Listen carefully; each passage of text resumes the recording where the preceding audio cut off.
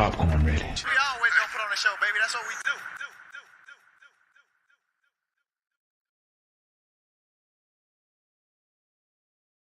Well. Yo.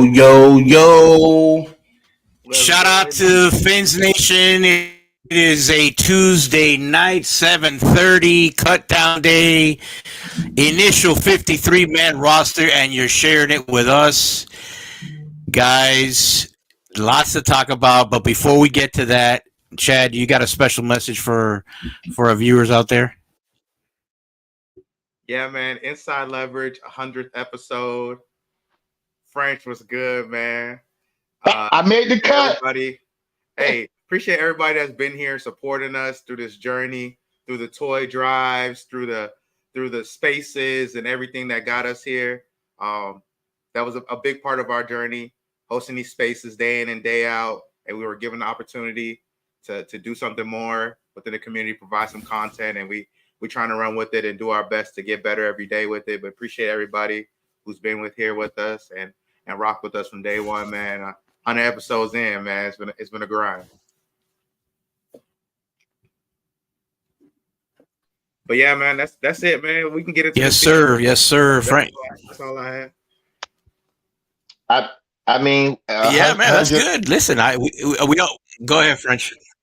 No. I was just gonna say 100 episodes in, man. It's just good to be here, man. Shout out to the people that's supporting us, man, and shout out to the movement. Shout out to the Trench Gang. Shout out to the spaces. Shout out to everybody who's been there with us from day one, and shout out for everything that we got. We got some new stuff for the future plan. We won't give it away, but maybe we'll give a snippet away at the end of the show. But yeah, man, let's get into it.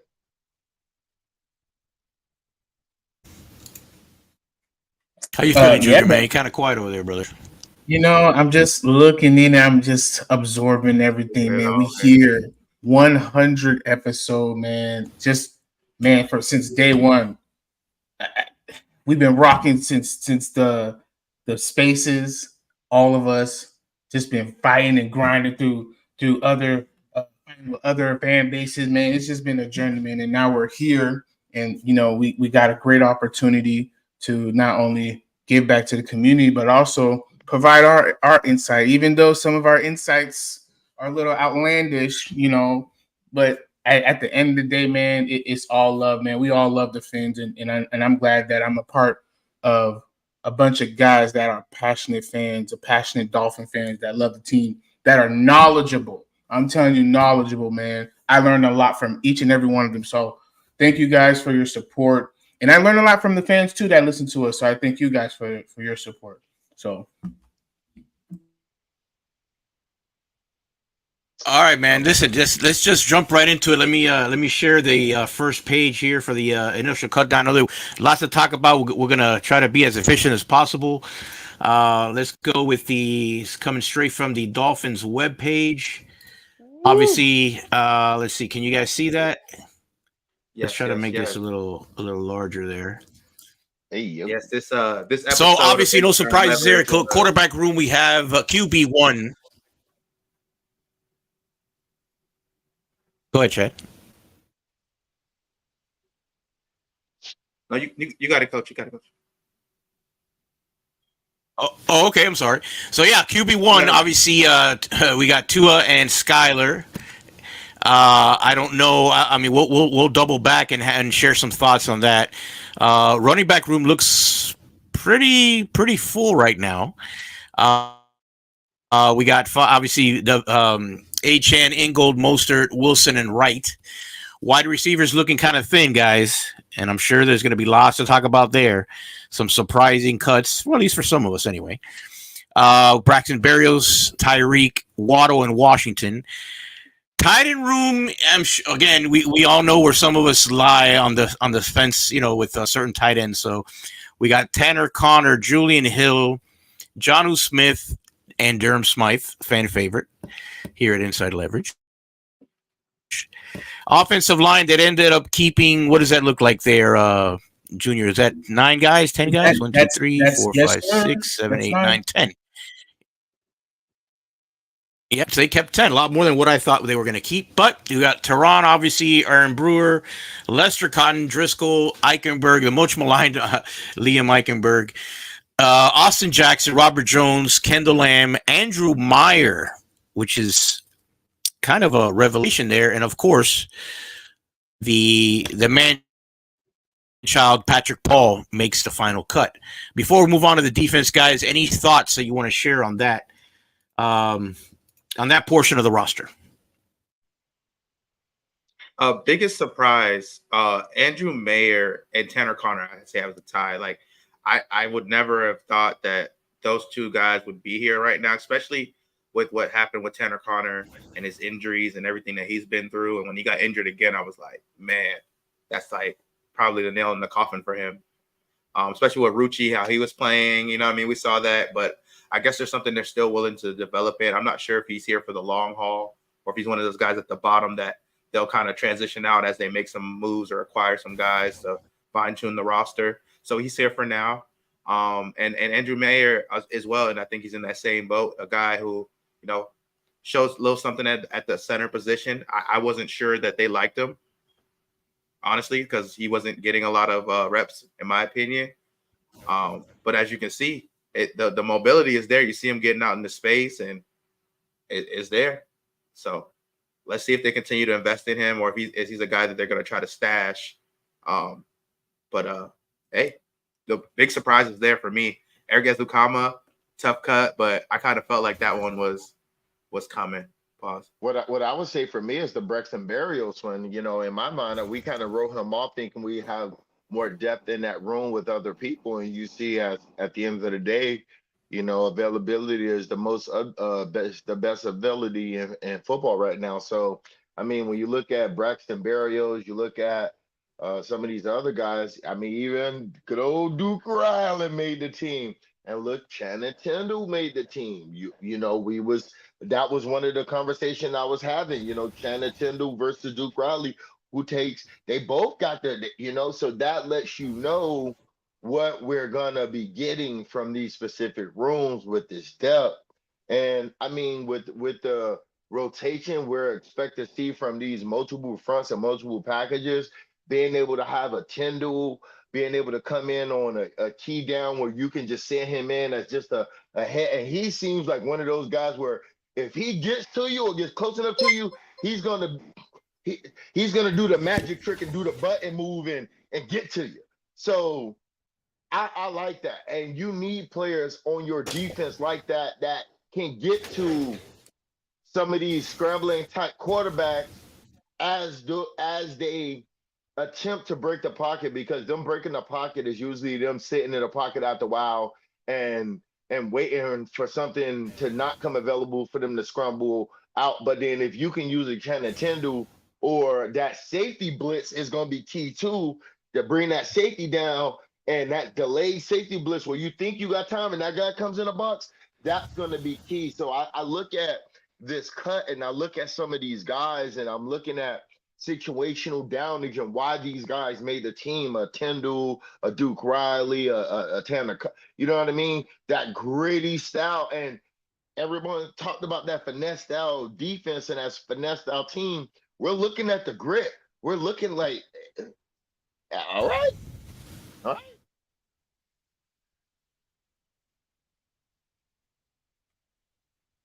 You feel me, Coach? All right, man. Listen, when we were talking about offense, Rich. Go ahead. There's delay on your end. Yeah, no, I'm having some internet issues over here. I apologize, but go ahead, guys. Well, I'll get to it with specifically the offense. I really enjoyed that Mayer is in the team. I don't know if that's what's going to happen moving forward, because this is the initial 53, so they can manipulate and try to maneuver as far as cutting someone and then putting them in the practice squad. So hopefully he makes the final cut of the 53, and he's heading into the season in the roster. I really enjoyed that pick. Saw a bunch of great film on him especially from Eric Smith and Ryder and some of what I've watched too. So I really enjoyed that he's a true center. He's not a guy that we normally would pick that, guys that are multiple, versatile, but sometimes you don't always need that. You know what I'm saying? And you got a guy right there that could potentially eventually take that spot in the next couple of years. He could essentially just be your center too. And you can have other guys focus like Chad, man. Chad and I talk about that all the time. So that's a great roster spot. The tight end, I want to go back to the tight end. I'm interested in that too. I would prefer Rusi over Tanner because I know we know Tanner and who he is. I enjoyed watching Rusi. Seems like he picked up things a little late, so maybe that's why he didn't get a chance to get into the roster. But I guarantee you, if he makes that practice squad, he's gonna get that spot next year. So be on the lookout for him. Julian Hill, of course, there's no surprise. Durham Smythe, come on, we already know that was already done deal. So it is what it is. So I like the offense. I know there's going to be a couple more manipulations and here and there with the receiving room, but guys, be patient. We're getting it. We're working on it. I just want to swing back to the offensive side of the ball and talk with that tight end room and talk when you look at those that the depth chart and you look at the running back room. That's going to be the key essential for us as we start the season. So when you look at some of these guys in that running back room, that's going to be the meat and potatoes. Mechanic, me and you talked about that the depth that we see from the depth chart, specifically on the offensive line side of the ball. So even with the guys we got, we're going to lean on those guys. And one of the ways, specifically on the offensive side of the ball, you can get production and you can keep your quarterback out of trouble is running the ball. And that kind of, allows you to put the pass rush on its heels. So when you talk about that tight end position, Durham Smythe, shout out general of the tight end unit. When you look at the running back room, the depth we got at running back. How many of them running backs, Chad, we got? How many of them running backs we got to start the season? About 4 of them? About 4, 5 of them? Hey, listen, all hands on deck. All hands on deck. So I'm interested to see how these weapons are gonna progress as we start the season.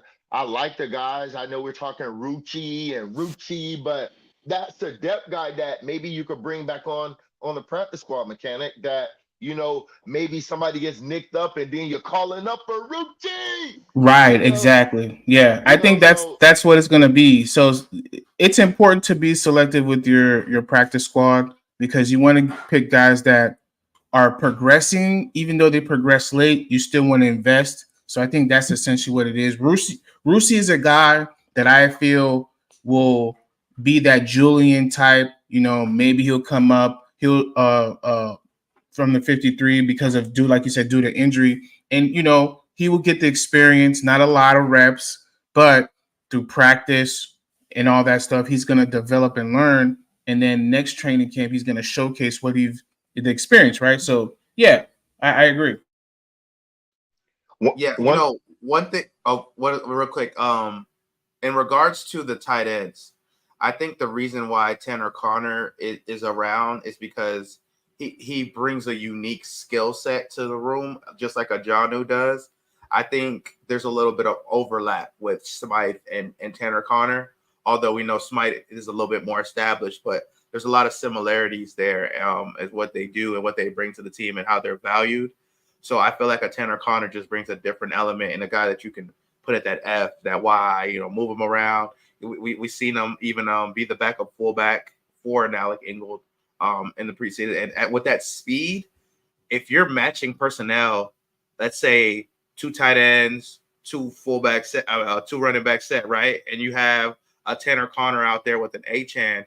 How do you match up with that? Are you putting a linebacker on a Tanner Connor? Is a safety having to come down and deal with him? And I think that presents a unique challenge for them and how they'll be able to match our personnel if we do go heavy and bring out a guy with that kind of speed. Because if a Jonnu and a Tanner Connor on the field, I mean, they're tight ends, but they bring that speed element which they can threaten the defense in a variety of ways. Tanner Connor 4.3 speed, you get him on a linebacker, it could get ugly. So I think that although he struggled with injuries and things like that, he does present an elite athletic trait and a unique skill set to the room as a whole. So I think there's some value there with the Tanner Connor.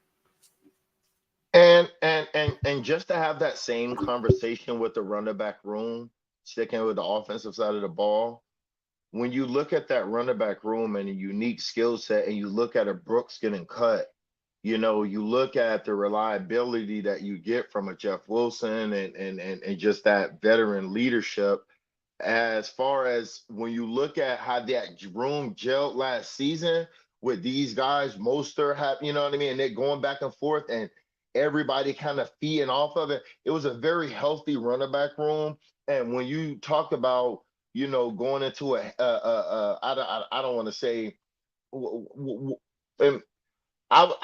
we've never seen a two running back set out there. I'm trying to think of those specific routes where you're typically going to have that H back running back where you could typically then split them out and then have them cross over. So I just say that to say, when you have the running back room that we have, to be able to have the versatility from a Mostert to a chain to a Wright, who's more of a every down, more of a complete back, durable, but then you also have a bruiser you can bring in just to give guys a breath. Those are key essential elements to an offense when you talk about starting the season off fast, being able to really press defenses and see who's really ready to stop the run. Yeah, man. And real quick, going back to Tanner Connor, I think they were saying that about him playing as a H back. So the versatility is also there for him to kind of be a fullback in an event Ingold is unable to go, or they just use a different form of an offense that incorporates him just to kind of throw people off. So I see the vision with Tanner Connor. Hopefully he can do something and kind of showcase what they see in him, much like everybody else on the team. But I'm really happy about the offense, bro. 10 offensive line. Chad, me and you didn't even think it was going to be 10, maybe like 8 or 9 at the most, right? So what are your thoughts? You're muted, my boy. Yes. Oh, I thought 9. I thought 9 originally. Right. I know you were kind of leaning 8. 10, it's a little much. I think there'll be some adjustments there for sure. I don't see us carrying 10 linemen throughout the season, and we only have 4 wide receivers. So maybe there's a strategic element there to why it's a little heavy initially, or maybe they can look to acquire some guys and make some adjustments, possibly maybe even, who knows, maybe someone comes calling for one of these guards, a Liam or Lester Cotton or a Driscoll, you know what I mean? And maybe they flip something like they did last year with Feeney. You never know. It's a possibility. It's because it's heavy. There's 10 guys there. Mike McDaniel did allude to the fact that they have more offensive linemen more capable bodies than they can handle, quote unquote. So it's not direct quote, but basically what he was saying. So, I mean, they like these guys. I don't know if Andrew Mayer is safe, how safe he is, or Lester Cotton. But they're here now for now, and we'll see what they do. I'm hoping we can maybe do a little something to solidify the depth, but we'll see. And French, before you go, I feel like you have a point. Nowadays, the NFL is dealing with a lot of injuries in the offensive line, so you kind of want to be a little frugal and keep some just in case somebody says, "Hey, we're kind of like a guy that you have over there. We're willing to give you a draft pick." So, at French, in your mind, 10 offensive linemen. What do you thought? What was your initial projection for how many we keep? I was at like the 8, 9. I didn't think 10. 10 was aggressive because I was thinking that other positions would have a little bit more depth on that offensive side of the ball. But like you said, maybe it's a little gamesmanship. Maybe, you've got calls about somebody and you're keeping somebody on the roster to make it look a certain way, but then maybe you bring back an Easy E, and then you know what I mean. So maybe a little gamesmanship is being had here. So there's an element to it all. We only know, I always say, 35% of the pie. You know, money, salary. I don't think money's an issue moving forward. We got more than enough money to make any moves we need to make. So maybe we're just, talking, and, like Chris Griff said, the relationship always gets the deal done. Maybe we've had conversations about certain positions, and, people are at where they're at. So, this is our roster as we go, because we know with what we have and what we're going to have moving forward, we can make any move we need to make and not really jeopardize the future. So I just say that to say, when you look at the depth that we have on that offensive line and the guys we have, I mean, we see how guys get banged up all the time. Better to have somebody in your system and know that they know it and know the kind of the playbook than to bring somebody in and you're dealing with a learning curve. Facts. At least that's where I'm thinking of it. That's what I'm thinking of it. But that's just the offensive side of the ball. Yeah. Now, and one last thing before we move on to the defense, receivers. I know we mentioned, they're going to be a little bit of adjustments. Do you like the guys we have so far? I certainly do, especially Malik Washington, who I see. And I know Barrios is here, so, but we all know why. So, but overall, do you guys like the receiving room? Honestly, bro, like the OBJ on the pup thing, like we know Omar brought it up and he kind of took a little heat for it, but he was right. You know what I mean? That was a real possibility, and it's what really happened. We didn't expect him to trot him out there without any time on the field. We thought that maybe he could be activated and get some time with Tua so he could be active for week 1. But if they're making a decision to, hold him out for a little bit longer, I think it just gives him an opportunity to be there for when it matters most for the last half of the season, and that last stretch in which, quote unquote, we can never get over. When it gets cold and when it gets time and the competition increases, we always falter. So we'll have our full arsenal of weapons at that time. You'll have an OBJ, you'll have your Chubb and everything else. So, with a guy like that, specifically at OBJ, it's unfortunate that he's not there right now. But I think you can just lean on Jonnu Smith, Achane, you know what I mean?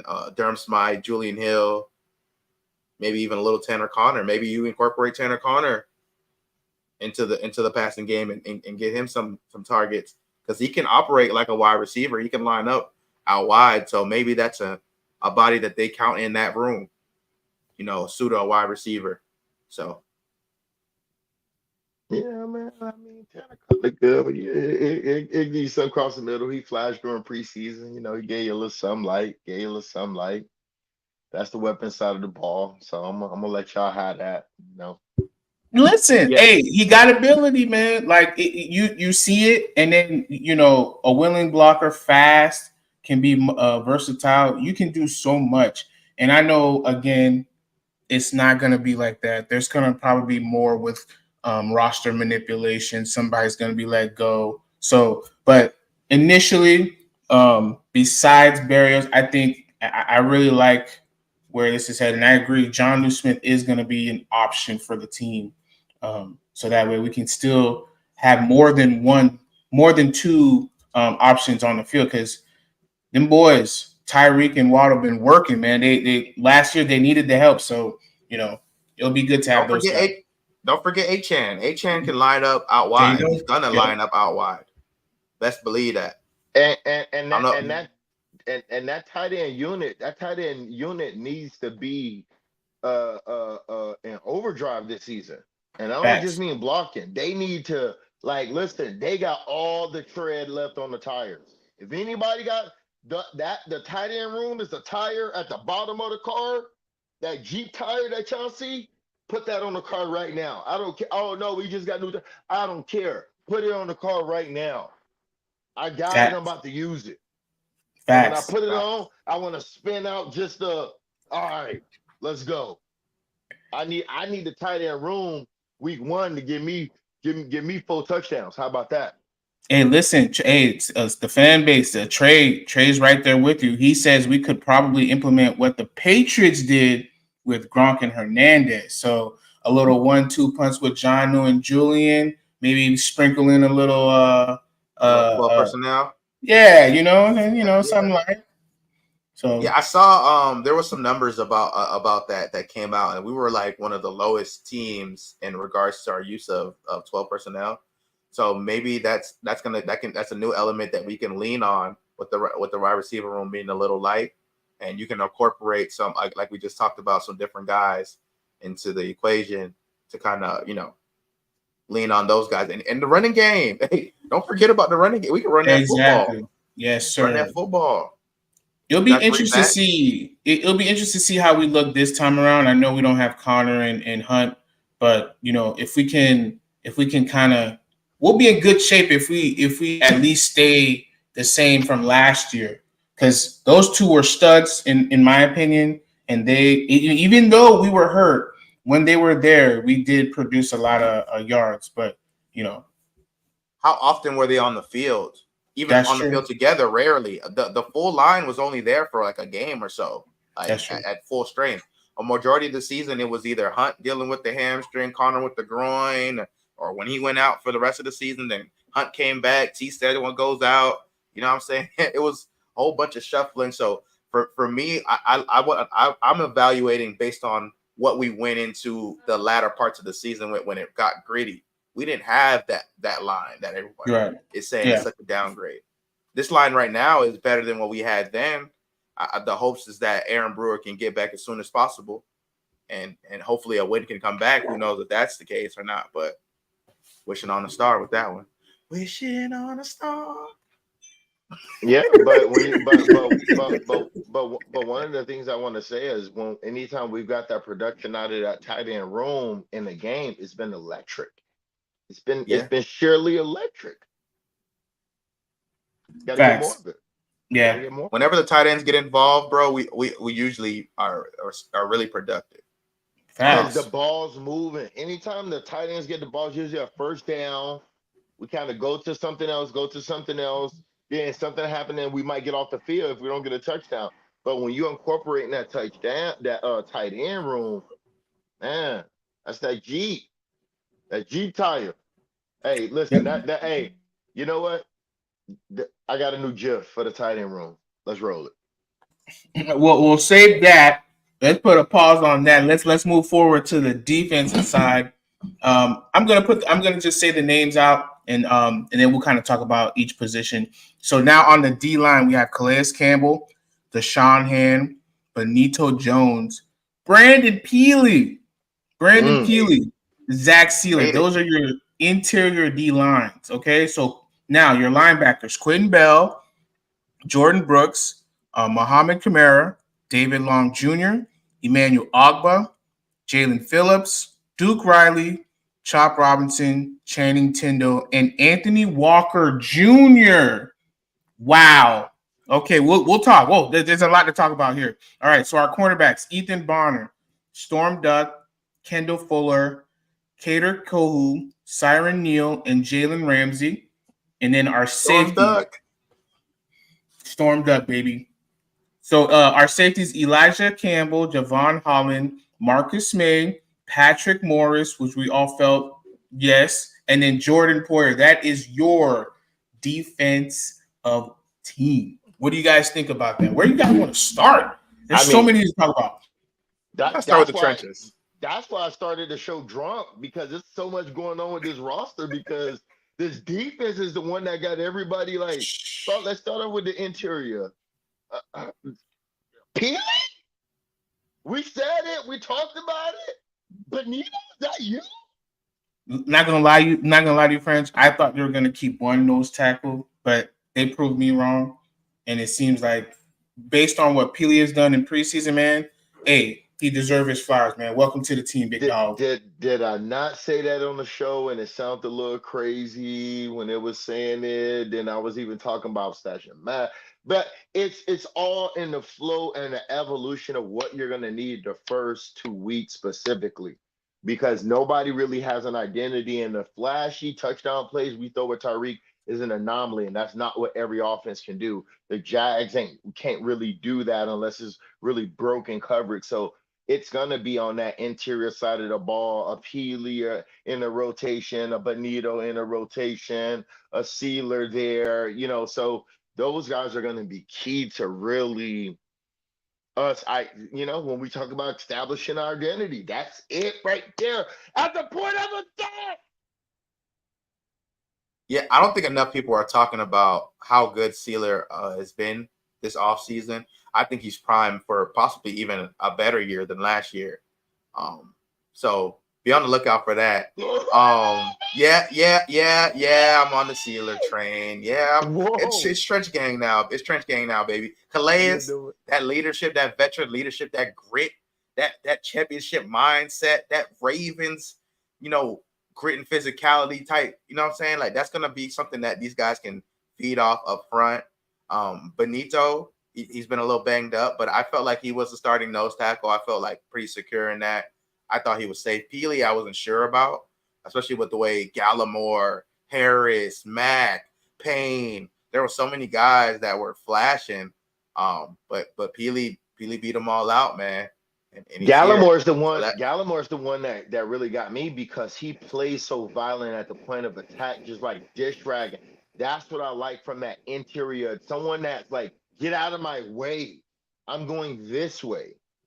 You don't really see that grown man from certain guys being able to like we talked the shedding the block. Right. That's key. I think that the flash plays were there for him, but I was wondering if maybe there's something more that they wanted to see from him on a down to down basis. Maybe there was a little bit less of gap integrity at times, trying to make a play and some different things. You know what I mean? Trying to make the roster. So I think because I'm not sure how he didn't make it because that was a big surprise for me initially. Him and Needham, that we can discuss later, were huge surprises on the defensive side of the ball. I was like, whoa, you know what I mean? But Deshaun Hand was a guy who kind of flew under the radar, who was here last year. They like him, and hey, he's here, and he's holding it down. And I think he's gonna make some plays for us. I like his ability. You know what I mean? So overall, man, I like the interior D line. You know what I mean? A big thing was made about the loss of Christian Wilkins, and these are the guys who don't be rolling with. See, yeah, man. 94. Yeah, man. I mean, I at the end of the day, I like what we have, man. Especially these guys seem to fit what we're looking for, especially on the nose tackle. You're not asking for too much. You're just asking to be a clogger. And Roquan Davis, much respect to him, just wasn't that guy to me. So now we got Benito Jones. He did well with the Lions last year, and I felt like he's gonna fit in and give opportunities for Sealer and Campbell to eat. Maybe he can eat himself. You know what I'm saying?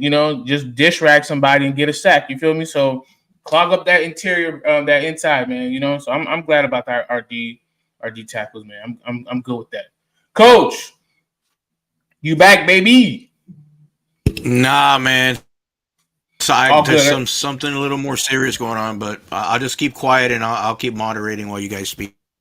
All good, brother. All good. Just wanted to check up on you, man. It's all good. So now let's move forward to the linebacking core, man. French, I'll start with you since you're supposed to be the president, quote unquote president. What do you think of the linebackers we got on? Appreciate you, Peasy. Appreciate you. Yes, sir. What did you think about the linebackers that we have on the roster now? And then what they do, and then what they were doing in Wakanda when they was doing it with the shoulders. Listen, David Long, my boy, let's get it going. And let's start with the point of attack. David Long, come back, my boy. You got Brooks, you got Tyndall, you got Duke Riley. I'm missing one more person on that list because we had 4. Was it 5 at the linebacking unit? You had Duke Riley, Anthony Walker. That's who it was. That Walker! I better see you doing an Anthony Walker shimmy shake after a sack. Listen, man, we got the guys who can. And the one thing I would say when I looked at the linebackers, everybody has an awesome trait to them, but none of these guys look lost in space. They look decisive. They pick a lane and they go. And 9 times out of 10, they pick in the right lane. What was that one play? I forget which linebacker it was. sticking his nose in there and just put like get. Oh, I know where this is going. Get out of there. Let me get up. Let me get up in there. I know where this play's going, and snuffing out a run play. This linebacking core, man, is what I've been talking about and what I've been envisioning. Being able to the defensive interior doing their job, and these guys coming in and being able to be the exclamation point or the period in the play, meaning we're stopping this right here. Because if your safeties are leading the team in tackles or your cornerbacks are leading the team in tackles, something's happening and it's not balancing out right. So I want my linebackers to be leading the team in tackles. I mean, if your interior pressure is leading the team in tackles like Christian Wilkins did that one season, I mean, that's great. I But know you're that not was going to rough for you to always. say. It's okay. It was rough for you to Yeah, say. It's all good. yeah. You're not going to. I mean, the always linebackers get, ain't doing enough. I mean, right? I mean, right? The linebackers should be in there diagnosing what's going in there because the interior pressure is either holding it and shedding it, but at some point you got to get up in there and find out what's going up in there. And I want somebody, I want a linebacker who's diagnosing the A and the B gap. Like, hold on, hold on, you know what? I'm coming up in here. Right. Now you spitting. When we added David Long last year to pair with the Jerome Baker, wish him well wherever he's at. Which I hope he's doing great things in Seattle. Yeah, that's right. That's what I've been told. Yeah. But when we added a David Long, I was extremely excited about that, and I felt like it was a step in the right direction. This season, they went out and added a Jordan Brooks, who I think we were all kind of excited about. We've seen what he's been able to do. He's coming a little lighter. He's flying around the field. He's making plays, and I think from a leadership standpoint, that's really gonna come to fruition during the season. We're gonna get to see a lot of that because when I was doing research on him, that was a big thing. He was the guy on the sidelines hyping everybody up and getting everybody together when things weren't going well, and that voice of that leadership. You know what you want from your linebackers. And I don't think that's something that we've had. You know what I mean? So with him there and a David Long, I think you have a plentiful amount of that.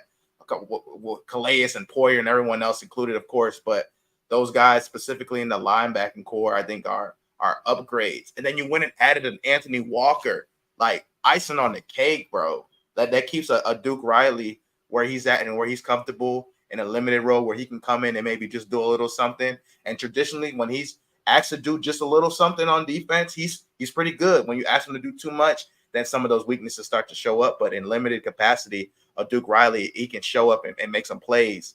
And when asked, when he's called upon, and from a special team standpoint, we know what he can do there. And a Channing Tindall, man, I'm excited to see if there's a vision for him and if he can get on the field defensively, or will he just be a special teams guy that's there mostly for depth or whatever. But overall, with the linebackers, man, like between those top three guys, bro, we cooking.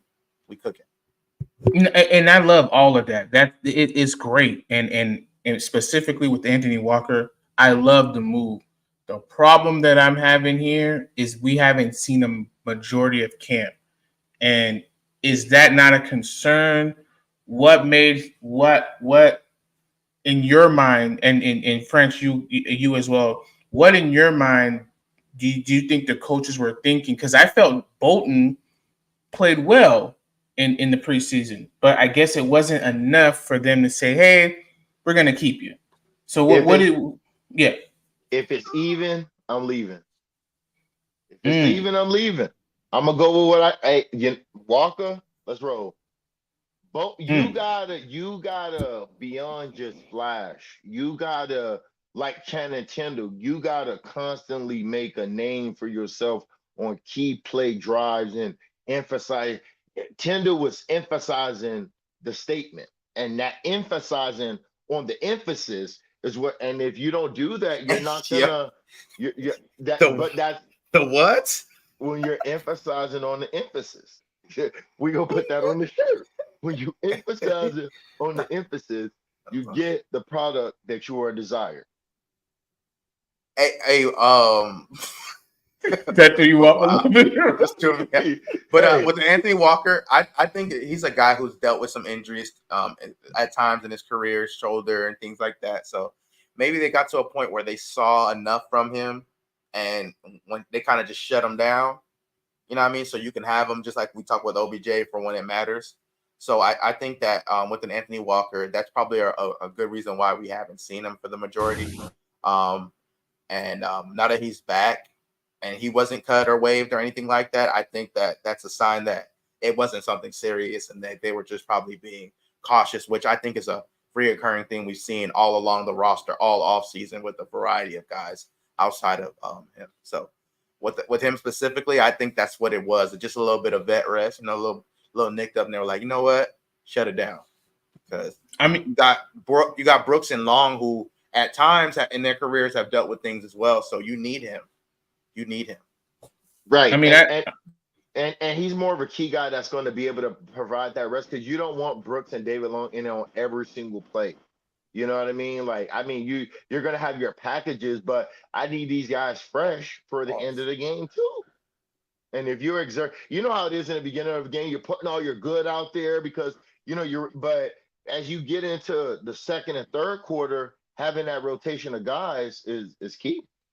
well, I know Anthony Walker, correct me if I'm wrong, Chad, is a good cover linebacker as well as a run defender. So, he's solid. He's solid, right? He's solid More, in coverage. I think more in a run. He's more so a run defender. Yeah. Okay, gotcha. Yeah. All right, but nonetheless, it's something is specifically in the game room where you that's half part of what you got to do to put a name for yourself. He certainly seems like they trust him enough to say, hey, if we need you, you're the guy we feel confident in. Even though I felt Nick Bolton did his thing out there and showed what he could do. I mean, at the end of the day, man, sometimes you got to stick with no, he wasn't that good. I thought he made some plays, like as far as like tackles and things like that. But in the passing game, like we were getting carved up while he was in there. I was like, gotcha. And it was by the back. It was by the back of the house guys too. So I was like, he was getting carved up. I mean, how did you feel about Tindall's coverage? I mean, overall, his PFF grade showed he was like average. But that's the one thing I was going to say about the linebacker room. Other than Long and maybe because Brooks isn't that really good in coverage, and that's kind of one of the things Switch it. Long is not good in coverage. Yeah, but Brooks isn't that good in coverage. He's more of a downhill, and that's what I was going to say with the linebacking unit specifically. One of the things we've seen is that safety being able to roll down into the box. And so if you are sending your guys, you know what I mean? You might, what they say, the jailbreak, when you send there, you might send a jailbreak and being able to have a safety to come down and being able to, I mean, you just never know how you're going to be able to use these linebackers. So, yeah, specifically with Jordan Brooks, I think he garnered a lot of difficult assignments from my research on him in coverage. They were asking him, he was covering wide receivers, running down the field and things like that out the slot. Like there's a lot of things they were asking him to do that I think was out of his wheelhouse. So I think he can cover. I just don't think he's a guy who you would say is, known for his coverage ability, so to speak. But I think he's underrated in that area. Correct. So, but I think David Long could be at times a little bit of a liability, but he's an excellent run stopper. So if maybe even a Duke Riley maybe at times could come in and maybe at some pass coverage or something. I don't really like him there, to be honest, but I'm not sure how they're going to do it, or Walker. I'm not sure who would be the guy they bring in. Or to your point, it'd be a safety like a Poyer or someone else that comes down into that sub package, because he did a lot of that in Buffalo last season. So maybe that's their answer. You have a Poyer on the field in the coverage situation down in the box to fill that void, because they're not really known for their coverage ability overall. Because one of the things I was going to say really quick, and I'll toss it to you, the show back to you, Mechanic, is you only need that quarterback to doubt it for a moment with that safety of somebody coming down in that little bridge area. Now, depending on how the coverage goes, and if they're trying to manipulate the safety out into coverage, that probably takes away that ability. But if they're trying to do something like that and you're rolling the safety down in the delayed blitz, he can be able to spy that quick dump down that you know what I mean, depending on how that blitz is constructed.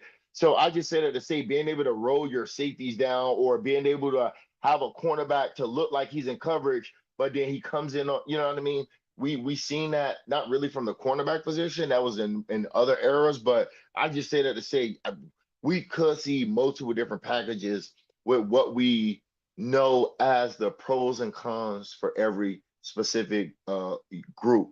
We're talking about the linebackers right now, but if you go ahead, McKenna, what other group we got? Or if you Yeah, got no anything you problem. want to add. And so cornerbacks. Let's to give a quick recap. Ethan Bonner, Storm Duck, Kendall Fuller, Kader Kohu, Siren New, and Jalen Ramsey.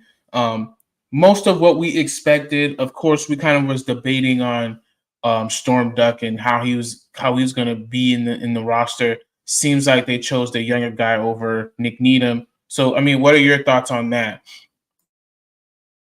Chad, we'll go to you first.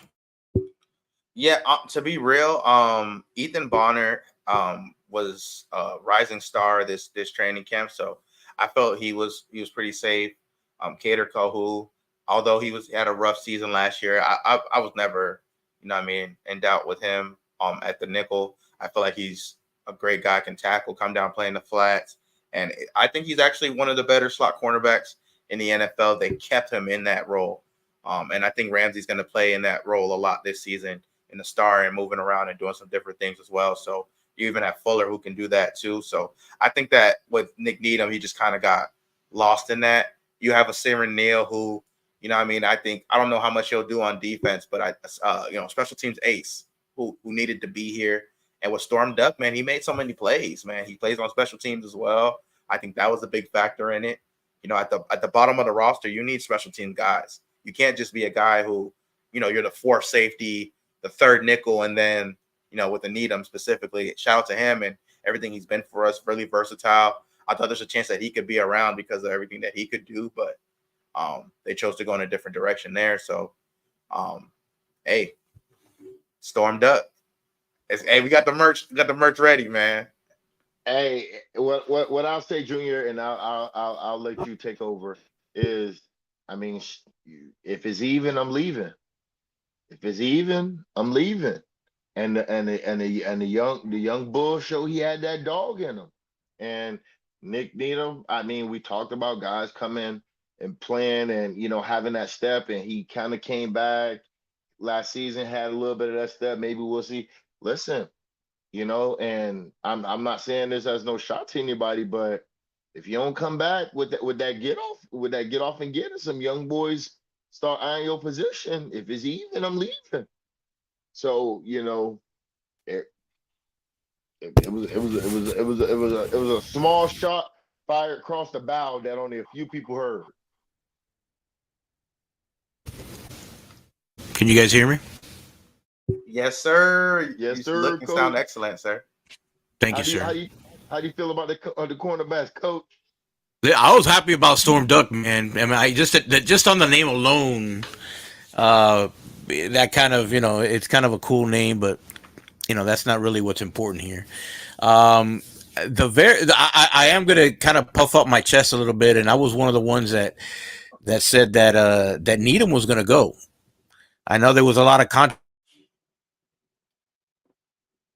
out there, say, oh well, he plays multiple positions, that makes no sense, blah blah blah.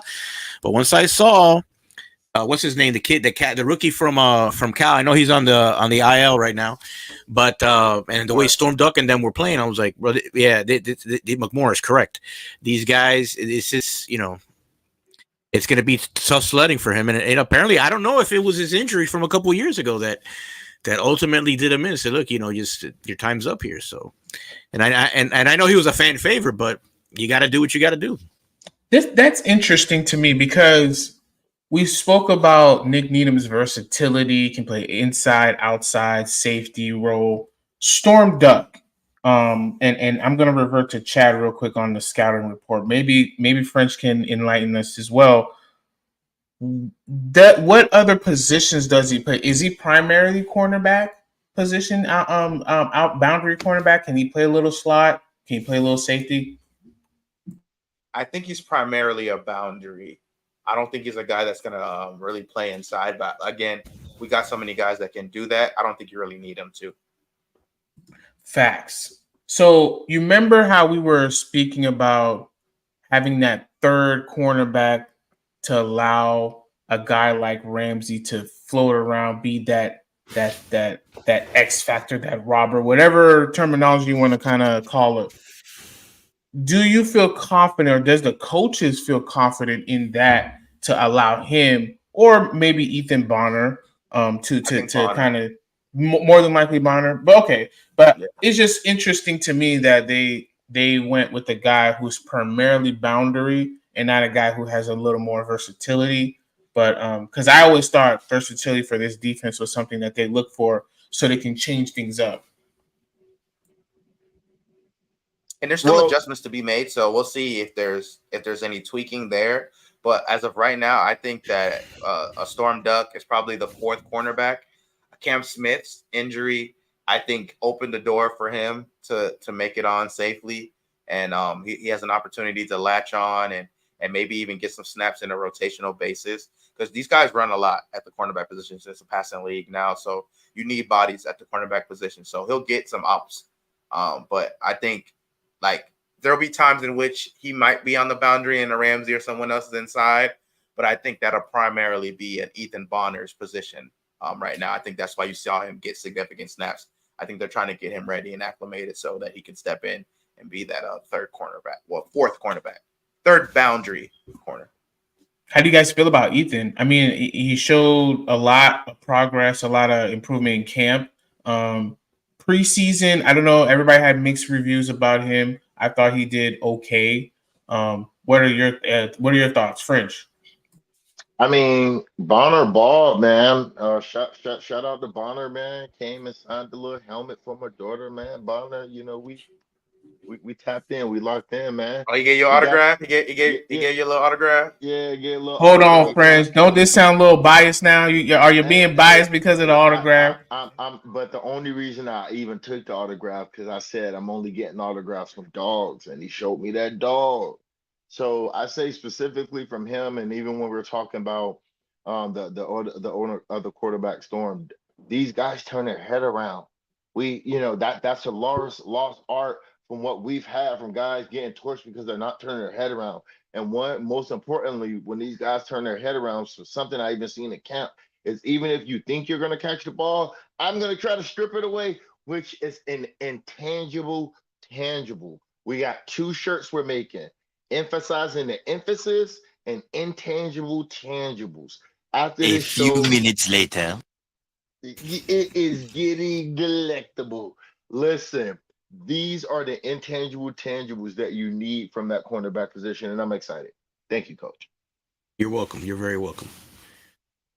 All right, guys. What else you got? I mean, we want to reveal our big reveal here. You guys got any more thoughts on the 53 before we move on? Just the safety position. I mean, we good with the safety position? Or you got anything else with the cornerback position, chat? Patrick McMorris, no. What I do have something on the safety. Patrick McMorris, I think, earned his spot through what he showed in the first two preseason games. He balled out. He really turned some heads. I didn't expect a lot from him when we drafted him. He shocked the hell out of me.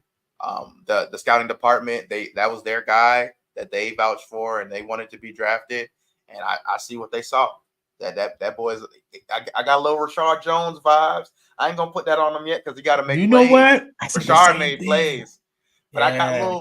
I got a little vibe, little. I was like, okay, might be a little something there. So we'll see. I'm not saying that he's that or anything. Just I saw some reminiscences of that in the tackling aspect of how he was flying around the field and making plays. Yeah. But Elijah Campbell, my dog. Hey, Elijah, I've been riding for you for day one, years now. Y'all know I've been Elijah Campbell stan. That's my guy. I'm thankful for the Jets for allowing us to get a guy like that, man. He's a little baller, man. Just a little baller. And he showed me some physicality as a tackler this year that I think is going to be a good for him. So, hey, man, I'm excited, man. Holland, you got to earn that chicken. Want that money on? Got to ball out. Poyer, we know what Poyer is. We just need him to stay healthy. Hey, I'm glad, Chad. I'm glad you brought up Poyer because I actually work with a Bills fan, and he's always coming by and running his mouth and doing the usual Bills Mafia thing where They talk a lot, but they really don't have a lot much to back it up. But he seems to think that Poyer is done, that was not a loss for them, that he has nothing else to bring to the table. And I disagreed. I think he's got at least another year in him. What do you guys think about that? The body physically, pause, is not what it used to be.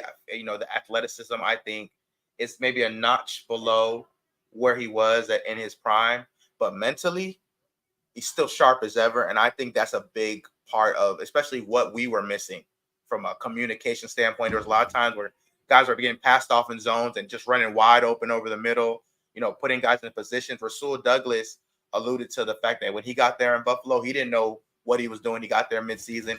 He did everything that Poyer told him to do, and he had an amazing season. So he's a guy that can put other guys in positions to make plays, regardless of if he's not the same guy anymore. I think he's going to be a big addition in that regard alone. And he's going to allow other guys to shine, even if he's not shining in that same regard. And we talked about being down in the box and in that sub packages and things like that. You can still, hey, don't sleep on him if you want to. He can make plays. He can make plays. I think I agree. What do you guys think? French, what do you think? I mean, I like it. It's kind of what Chad said, just that communication and that veteran savvy.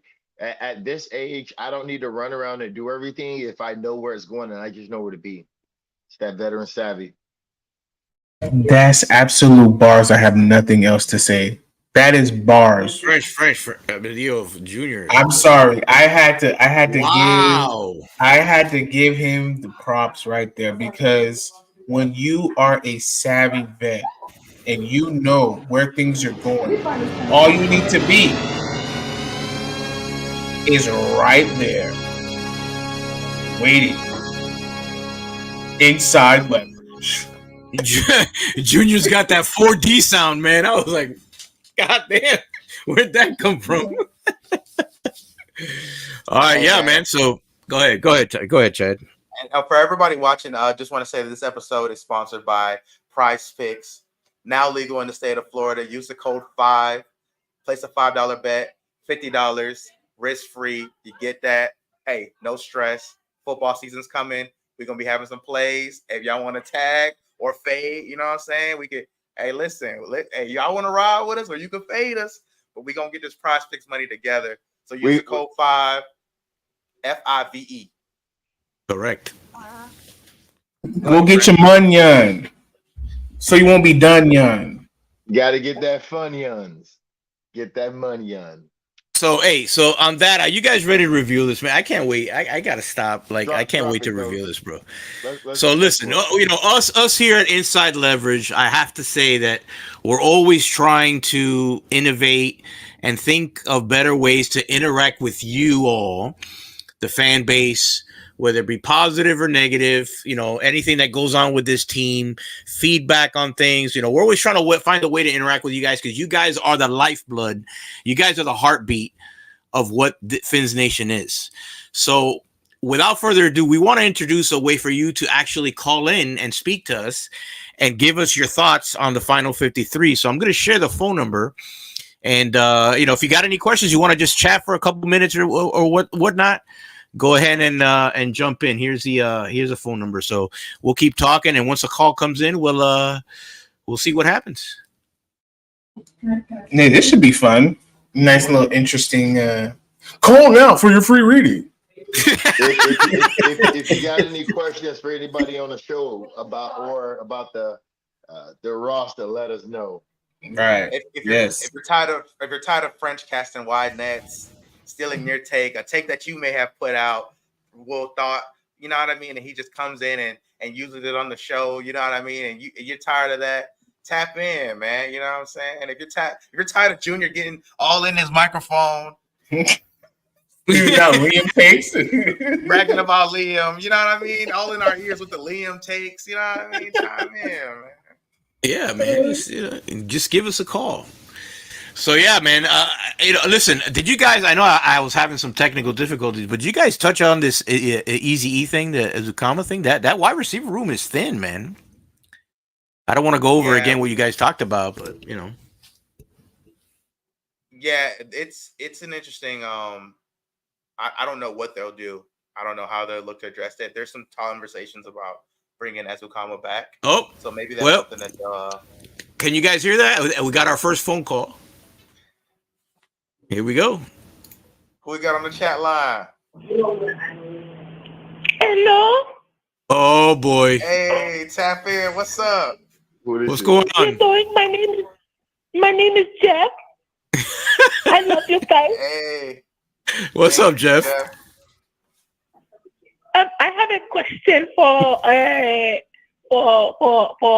what's his name? Frenchman. Oh boy. Okay. Go ahead, Frenchie.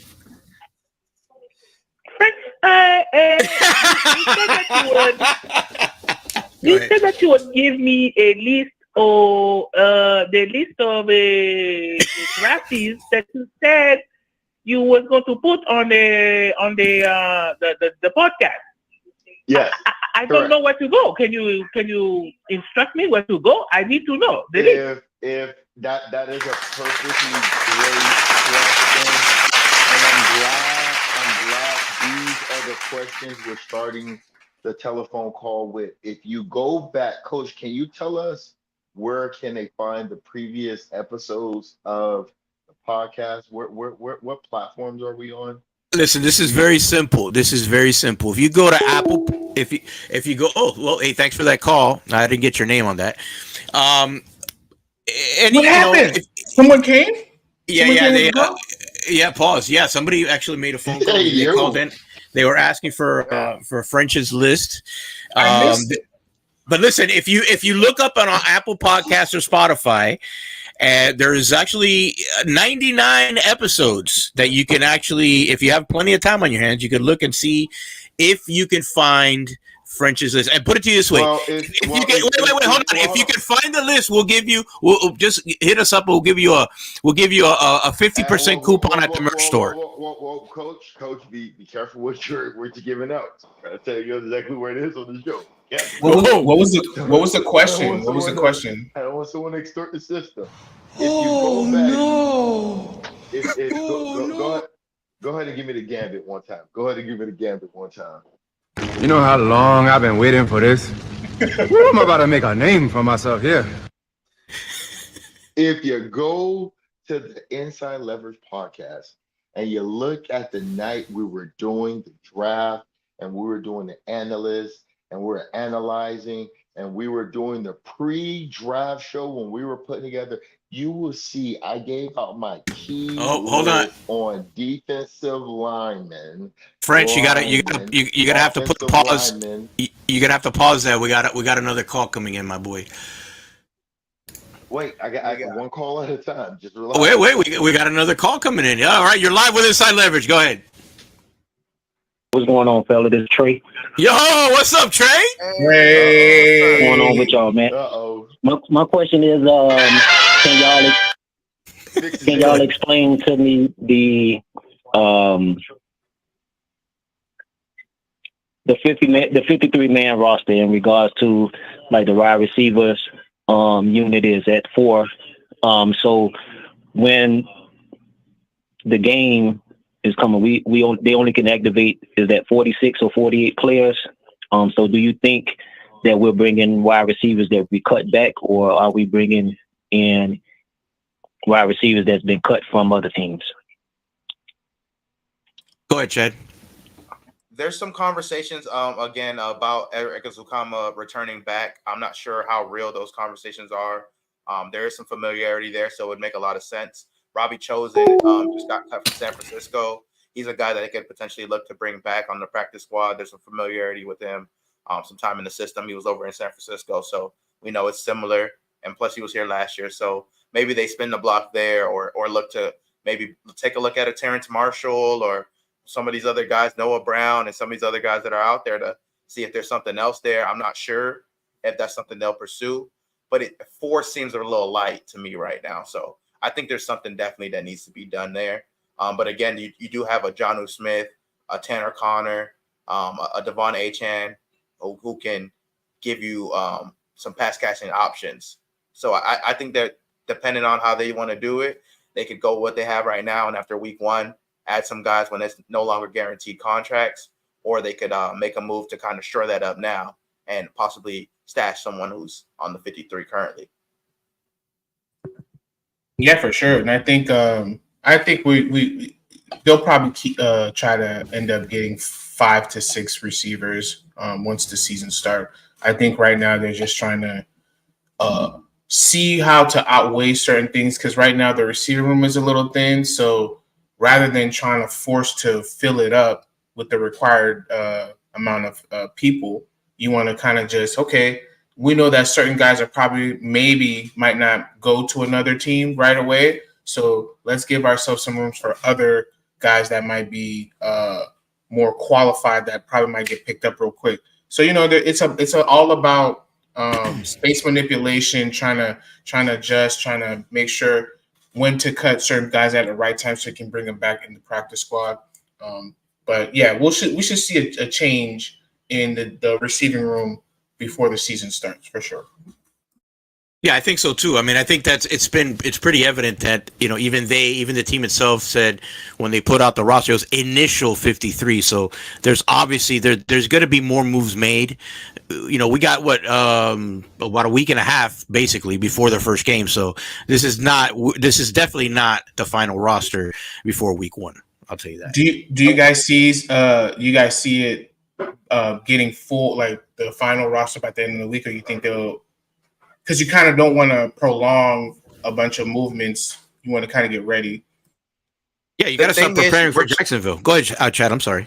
No, you're good. We're 21st in the claim order, so it's kind of the same as the draft order. So at that point, when we put in some claims, are the guys that we want going to make it to us? I don't know. Will they strategically try to poach from teams that are after us in the order to kind of avoid that?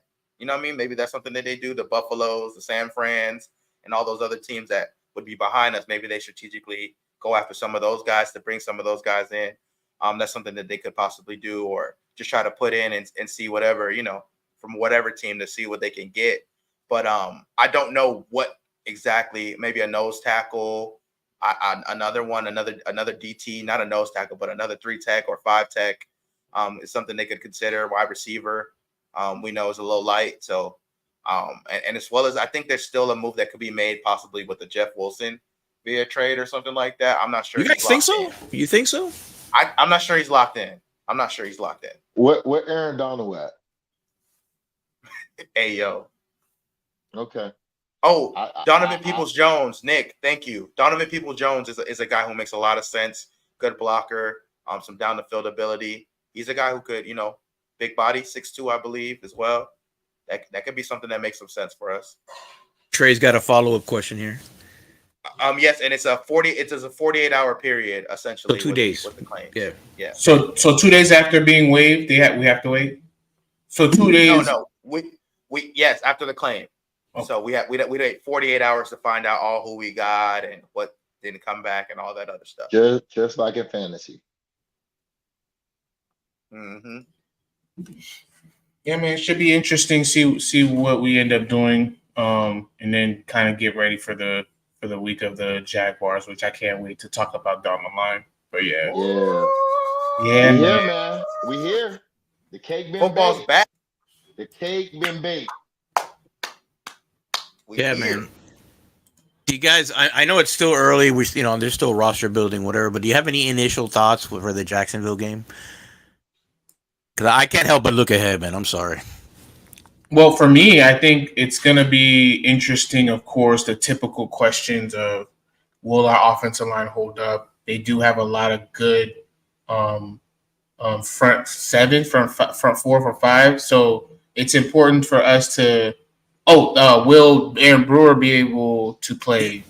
Is Liam Eichenberg going to be the center? Who's the right guard for if Liam Eichenberg is playing center? So a lot of questions as far as the interior aspect of it, and just who's going to be the final receiving room that's going to help us kill that defensive back room from the Jaguars.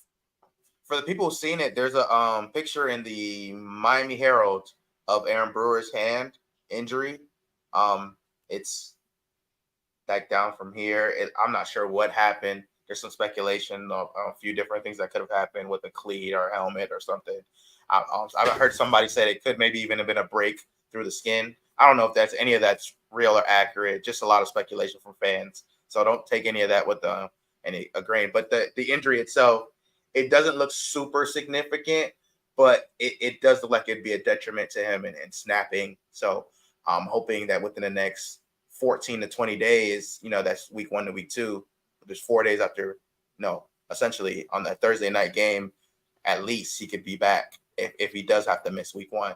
And then we could just have Liam step in for one game. And I think we can get by with that against Jacksonville. Yeah. There's no Quinnen Williams on there that I'd be necessarily concerned about or someone of that ilk. It's more so the outside guys. And I think the 3 techs, which, I think with the double team and everything else, there's nobody that's going to, I think, exploit that matchup, so to speak, so. Yeah, and I think Michael will probably attack that, double tight end and stuff. But let me ask you, what about their interior? I know you said it's not much of a threat, but what do they have over there? Anything you guys can comment on?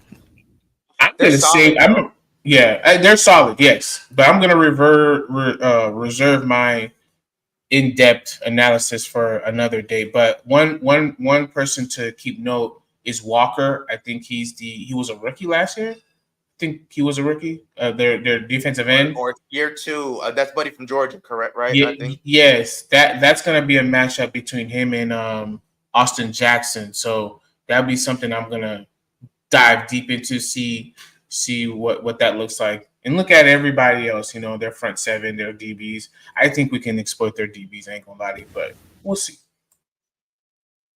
Yeah, it's definitely going to be it's going to be good, especially with I know there's been lots of talk about the offensive line or whatever, but Tua's got a quick release, man. So I'm not really too concerned, and trusting what you guys have said as far as the defensive back or their corners. As long as we're healthy, I think we'll be okay for game 1. I don't see the Easter Island statue to be much of a threat, to be honest. The only thing my bad, go ahead. No, go ahead. Go ahead. It's really just Hines Allen, Josh Allen, formerly Josh Allen, and Walker. Yeah, and it's him and Walker that are really probably the biggest concerns along that defensive line. They do have some solid guys who can, they're physical. They are physical, so we're going to have to bring it. They're no slouches. I'm not going to say they're slouches, but there isn't like an all-world interior defensive lineman that I necessarily be concerned about. Yeah, like a Matabuki or anything like that, Right. You're right. I wonder. Well, I mean, again, I don't want to dive too deep, man, because I wanted to get down to see how they are against the run or whatever. But it's too early for that. I'm getting ahead of myself. I know that. What else can I say here? What I mean, I don't know, man. I know that I was out. I was having technical difficulties, whatever. But there weren't many. There was only maybe 1 or 2 surprise cuts for me. The Gallimore one was kind of surprising. Nick Needham, not so much. I mean, I wouldn't say I called that, but I suspected that something was going on there. And again, I'm super happy for the UDFAs, for Meyer and Storm Duck, man. That was great. But there's going to be some roster churning, I'm sure, man. I don't know. Did you guys talk about what's available out there for the wide receivers? Yeah, a little bit.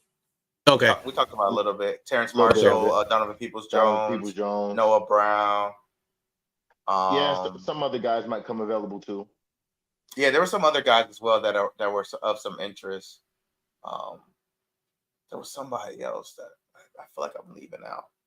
Yeah, I know, Kyle. I was listening. I was doing my little workout today. I was listening to Kyle, and there was this guy that I can't pronounce his name. He was a guy in St. Louis. God, what is his name? That he liked. I was gonna say Skolnick, but it's not Skolnick. It's kind of like a similar sounding name. I'm gonna see if I can find it real quick. That he had said that McVay said that his play revolutionized the offense or whatever. God, what was his name? It sucks to get old. I can't remember the guy's name. What are we talking about? An offensive lineman? No, it was a wide receiver. Okay. I think I know who you're talking about. Right? Yeah. I feel like I know who you're talking about. Skirt. God, what is his name? That'll probably come to me at 3:00 this morning, but Yeah, I'm not. I don't see him here. Maybe they updated already. oh, there you go. So you got some. We got some new. Obviously, looks like Tim Derek Patrick. over here. Tim Patrick was Tim the other Patrick. one. That was Right. the other guy. Yes, but he already signed with the Lions, so But yeah, he we had missed some. out on that one. He had some. He had some lower body issues, right? I know the past couple of years. I don't think he played the seasons. He was out, Yeah, he's right? had some injuries. He's Yeah. had some injuries. Trey with But some. all these guys that are available are either guys who are injured or have injury concerns or didn't live up to the potential. So you're taking a risk with all the guys that are pretty much out there at this point. Yeah, for sure. Yeah. So yeah, thanks for that, Trey. We'll be. I'm sure we'll be diving deep with the Jags a little further in the week next week. I know we got some really good guests next week, man. We got you know what? I'm not gonna let the cat. I'm not gonna let the cat out the bag. Well, Sir. no. I'm not gonna let the cat out the bag. It's gonna be fun next week. It's gonna be really, really, really fun. Guys, any closing thoughts here before we get out of here? I know we've been out of here for about an hour and a half. Well, for me, it's roster's not completely done. I like what we have now. I hope that as we strategically move and finagle the rosters and the positions, that we keep some of the guys, especially the young guys. I feel like there's I think they need to be on this team just for the purpose of the experience, and we're gonna probably need them due to injury happens in the NFL. So I think that I like what we have. More is going to come through as far as receivers and other positional positions that are limited with guys, and we're going to get the right people so we can get this run started for the championship. French Chad, final thoughts. You on mute, French? Yeah, French, you gotta unmute yourself, my boy. We're gonna take us right where we need to be. So let's get it. Yeah, for me, what I'll say is the wide receivers to me were an area in which I thought would be a strength of the team when we added an OBJ and drafted Malik and Taj Washington. But I tell you, I didn't have the tight ends, the depth there and the possibilities that are there now to available to us. I didn't have that on my bingo card. So if you would have told me the tight ends would be something that we'd be leaning on, opposed to the new additions at wide receiver and everything, I probably would have, gave you some initial pushback.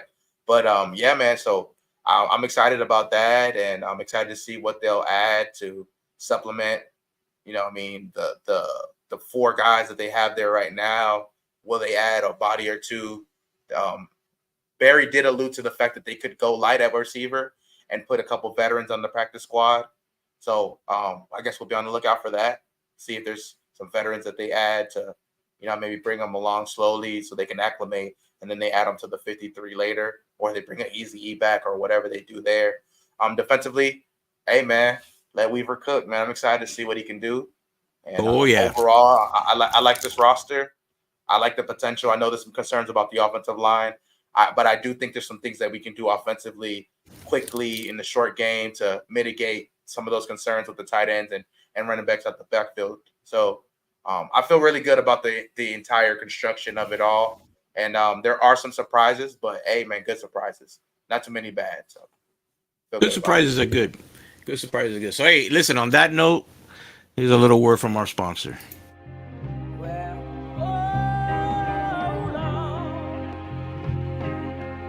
You see, I've always believed.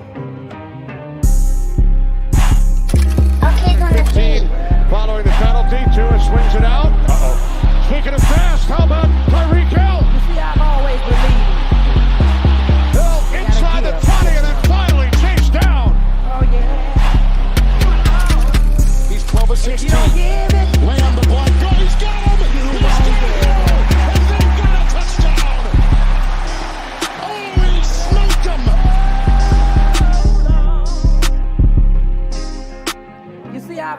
believe. 1, 2, 3. 1, 2, 3.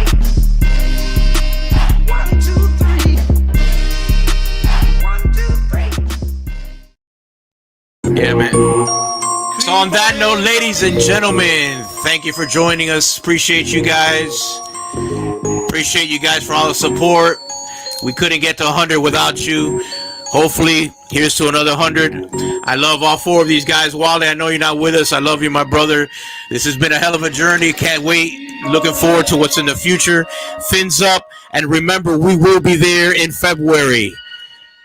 I guarantee you we will be there in February. Here's to 100 more, man. Yes, sir.